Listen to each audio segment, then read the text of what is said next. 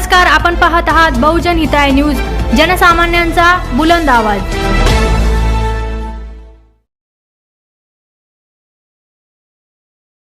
विभागीय आयुक्त कार्यालयासमोर तुम्ही उपोषणाला बसले, तुमची मागणी काय आहे आणि तुम्ही दरवेळेस मागच्या वेळेस सुद्धा याच मागणीसाठी उपोषणाला बसले होते, काय मुद्दा आहे? 6व्या महिन्यात याच कार्यालयासमोर उपोषणाला बसलो होतो। ती माननीय उच्च न्यायालय खंडपीठ छत्रपती संभाजीनगर, माननीय उच्च न्यायालय मुंबई, माननीय राज्य माहिती आयोग खंडपीठ न्यायालय संभाजीनगर या न्यायालयाच्या आदेशाच्या अनुषंगाने देवस्थानच्या जमिनीवर अतिक्रमण काढा, शाळेच्या जमिनीवर अतिक्रमण काढा, बस स्टँडच्या जमिनीवर अतिक्रमण करा, शहरात प्रमुख रस्त्यावर असलेला अतिक्रमण काढा ही मागणी होती। त्या मागणीची 6व्या महिन्यात दखल घेतली आणि तहसील कार्यालयामार्फत सर्व नंबर 60 जुने मारुती मंदिर या देवस्थानच्या जमिनीवर जुने मारुती मंदिराच्या जमिनीवर अतिक्रमण काढणारा नोटीस तामील झाल्या दुकान मालकांना।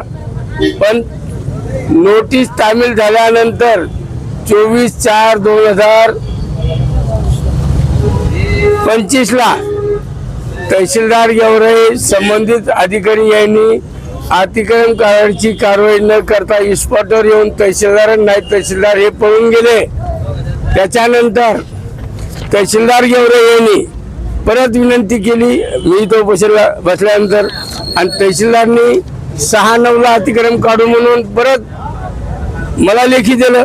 6/9 हे अतिक्रमण काढायचं मंदिराच्या जागेवर कारवाई केली नाही।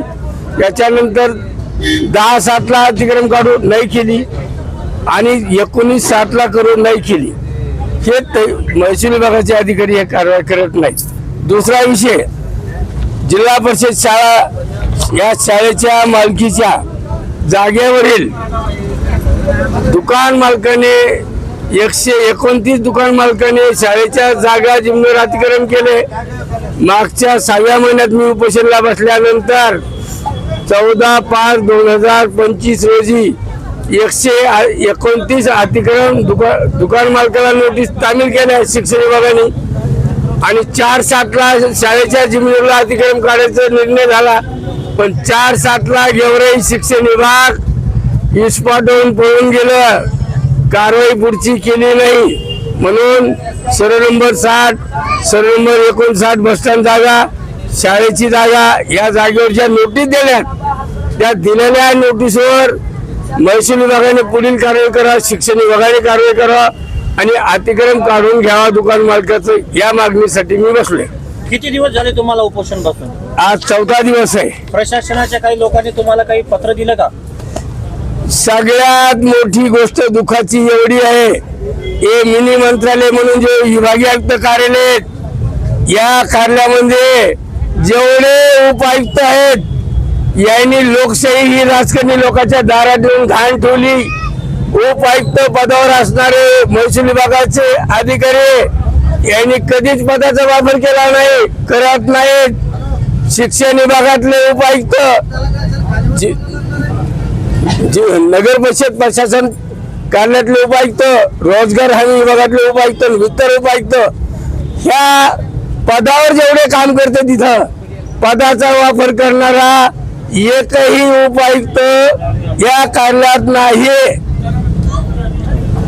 जर 2 मिनिटं थांबा, जर या उपायुक्त पदावर काम करणारा एकही अधिकारी असता तर या पाण्या पावसात चिखलात हे हजारो लोक इथं उपोषणाला बसले नसते, हे उपोषणाला बसले नसते। आणि दुसरा